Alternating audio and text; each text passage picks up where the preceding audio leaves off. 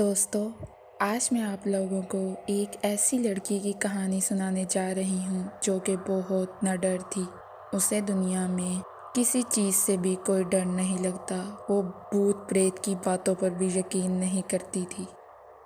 وہ اپنے دوستوں کی مختلف شرطوں پر پورا اترتی۔ ایک دن دوستوں میں بیٹھے بھوت پریت کی باتیں شروع ہو گئی۔ سب ڈرنے لگے اور کہنے لگے کہ آخر کون ہے جس کو ایسی چیزوں سے ڈر نہیں لگتا۔ وہ بھی اسی محفل میں اپنے دوستوں کے درمیان موجود تھی۔ اس نے روزمرہ کی طرح بے باکی سے بولا، جی ہاں، مجھے ڈر نہیں لگتا، نہ مجھے ان چیزوں پر یقین ہے۔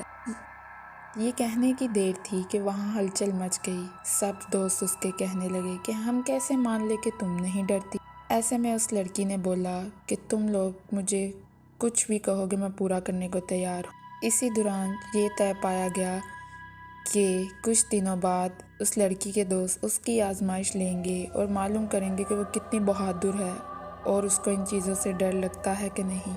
پھر لڑکی وہاں سے اپنے گھر آ گئی اور آ کر سوچنے لگی کہ اس کے دوست اسے کیسے آزمائیں گے۔ انہی سوچوں میں گم وہ نیند کی وادیوں میں چلی گئی۔ رات جیسے جیسے گہری ہوتی چلی گئی، لڑکی کی بے چینی اور بڑھتی گئی۔ اسے وہ رات عام راتوں سے زیادہ کالی اور خوفناک محسوس ہوئی۔ ہر گزرتا لمحہ اسے صدیوں کے برابر محسوس ہونے لگا۔ وہ رات بھر اپنے دوستوں کی باتیں بھولنے کی کوشش کرتی رہی، لیکن وہ باتیں اسے اور تنگ کرتی رہی۔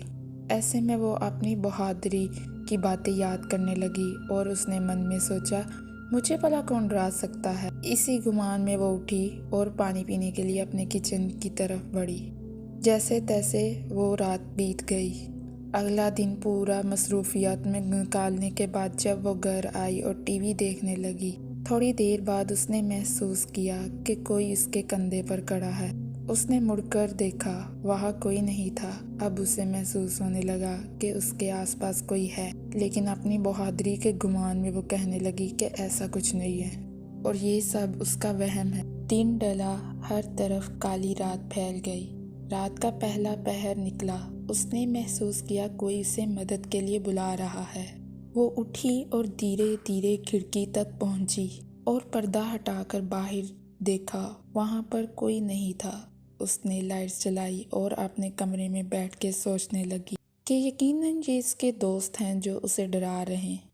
اسی گمان میں وہ اسے ایک مذاق سمجھنے لگی، مگر وہ جسے مذاق سمجھ رہی تھی وہ ایک ایسی تلخ حقیقت بننے والا تھا جو وہ شاید کبھی بھول نہیں پائے گی۔ رات کا دوسرا پہر نکلا۔ رات میں ایک عجیب سی خاموشی تھی۔ اسے پھر کسی نے آواز دے کر پکارا اور روتے ہوئے مدد مانگی۔ لڑکی گھبرا گئی اور پوچھنے لگی، کون ہے؟ اب آواز اونچی ہوتی گئی۔ وہ اپنے بستر سے اٹھی اور آواز کی طرف دوڑ پڑی۔ وہ آواز کا پیچھا کرتے کرتے اپنے گھر کے ایک ایسے کمرے کے باہر پہنچی جو بہت عرصے سے بند تھا۔ جس آواز کو وہ مذاق سمجھ رہی تھی اور گمان کر رہی تھی کہ وہ اس کے گھر کے باہر سے آ رہی، حقیقتاً وہ آواز اس کے اپنے گھر میں سے آ رہی تھی۔ بند کمرے سے مسلسل رونے اور مدد کی آہ و پکار کی آوازیں آ رہی تھیں۔ وہ یہ سب سن کر ڈر گئی اور گھبرا کر باہر والے دروازے کی طرف دوڑی۔ وہ باہر کے دروازے کے پاس پہنچی اور اسے کھولنے کی کوشش شروع کر دی، لیکن ناکام رہی۔ ایک دم سے گھر کی بجلی بھی بند ہو گئی، جس نے اس کے ڈر میں مزید اضافہ کر دیا۔ اس نے اپنے موبائل کو ڈھونڈنا شروع کیا۔ تبھی اس کے ذہن میں خیال آیا کہ فون تو وہ اپنے کمرے میں ہی بھول آئی ہے۔ نہ ڈر لڑکی، جس کا کہنا تھا وہ کسی سے نہیں ڈرتی، کانپنے لگی اور زور زور سے چیخنے لگی اور کہنے لگی، مجھے کچھ مت کہو، میں مانتی ہوں کہ میں ڈرتی ہوں اور میں ڈرتی ہوں۔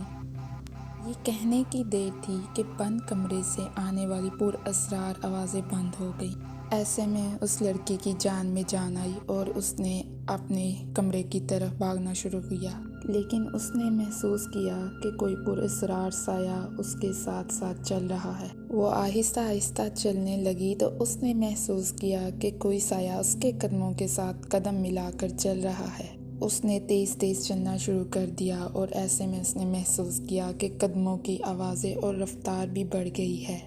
وہ اپنے کمرے میں بھاگ کے پہنچی اور فون سے دوستوں کو فون کر کے ماجرا بتایا اور انہیں مدد کے لیے بولا۔ دوستوں نے سمجھا کہ وہ لڑکی مذاق کر رہی ہے کیونکہ وہ تو ایک نڈر لڑکی ہے اور ہمیں بلا کر ڈرانا چاہتی ہے، لیکن اس لڑکی کے اصرار کرنے پر اس کے دوستوں نے جانا کہ سچ میں معاملہ غمگین ہے، اور ایسے میں اس کے دوستوں نے بولا کہ وہ چند لمحات تک اس کے گھر میں ہوں گے۔ لڑکی کے دوست یہ جانے بغیر کہ وہ ایک ایسی مصیبت میں پھنسنے جا رہے ہیں کہ جس میں سے شاید ہی نکلنا ممکن ہو، اس کے گھر کی طرف روانہ ہو گئے۔ چند لمحات کے بعد اس کے دوست اس کے گھر پہنچ گئے اور دروازہ کھٹکھٹانے لگے۔ ایسے میں لڑکی دروازے کی جانب یہ جانتے ہوئے بھاگی کہ کوئی اس کے پیچھے آ رہا ہے، اور دروازے کے پاس پہنچ کر اونچی اونچی چیخنے لگی کہ دروازہ کھولو، دروازہ کھولو۔ اس کی چیخیں سن کر اور دروازہ نہ کھلنے پر اس کے دوستوں نے دروازہ توڑنے کا سوچا۔ تھوڑی ہی محنت کے بعد وہ دروازہ توڑنے میں کامیاب ہو گئے، اور دروازہ کھلتے ہی اپنے سامنے اس لڑکی کو بے حال دیکھ کر وہ گھبرا گئے۔ وہ لوگ گھبرا گئے کہ وہ لڑکی جو کسی سے نہیں ڈرتی تھی، اس کی ایسی حالت کس نے کر دی۔ اس کے دوست اس کو تسلی دینے لگے۔ لڑکی کی حالت دیکھ کر وہ یہ تو سمجھ گئے کہ یہ کوئی مذاق نہیں ہے۔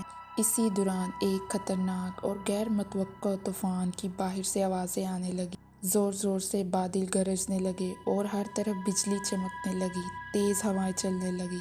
طوفان نے لڑکی کی وحشت میں مزید اضافہ کر دی، اور وہ اپنے دوستوں سے اصرار کرنے لگی کہ نہیں، ہمیں یہاں نہیں رکنا چاہیے، اس گھر سے جلد ہی نکل جانا چاہیے۔ مگر اس کے دوستوں نے سمجھایا کہ اس طوفان میں باہر نکلنا زیادہ خطرناک ہے۔ ہم سب یہی رکتے ہیں اور صبح ہونے میں چند ہی گھنٹے تو ہیں، چلو کیوں نہ گھر میں ہی رکے، اور صبح ہوتے ہی ہم لوگ ضروری سامان لے کر اس گھر سے روانہ ہو جائیں گے۔ سب کی رضامندی پر وہ پانچوں دوست گھر میں داخل ہو گئے اور دروازے کے قریب ترین جگہ ٹی وی لاؤنج میں بیٹھے رہنے کا فیصلہ کیا تاکہ کسی بھی ناگہانی صورتحال میں جلدی سے فرار ہوا جا سکے۔ طوفان تباہی انگیز، طوفانی ہوائیں، بجلی اور نیٹ ورک کے کھمبے اور درخت اکھاڑ اکھاڑ کر پھینک رہی، ہر طرف تباہی انگیز مناظر نظر آ رہے تھے۔ اسی دوران اچانک ایک بڑا سا درخت اکھڑ کے گھر کے باہر نکلنے والے دروازے کے سامنے آ گرا، جس سے دروازے کا کھلنا ناممکن ہو گیا۔